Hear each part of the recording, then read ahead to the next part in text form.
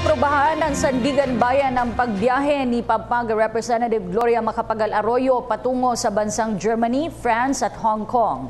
Pinayagan rin ng Anti-Graft Court na sumama sa kanya ang kanyang asawang si Jose Miguel Arroyo para maalalayan ang dating Pangulo sa pagpapagamot ng kanyang multiple cervical spondylosis sa Germany. Pinayagan naman ang mag-asawang bumiyahe patungo sa ibang bansa sa ilalim ng kondisyong ipipresenta nila ang kanilang sarili at lahat ng dokumentong magpapatunay ng kanilang pagbibiyahe sa Clerk of Court ng 4th Division ng Sandigan Bayan sa loob ng 5 araw mula sa kanilang pagbalik sa Pilipinas buhat sa mga bansang kanilang pinuntahan.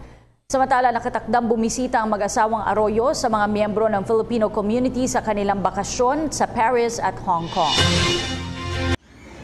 Ako po si Cathy San Gabriel. Subscribe na sa PTV YouTube channel. I-click lang po ang subscribe button.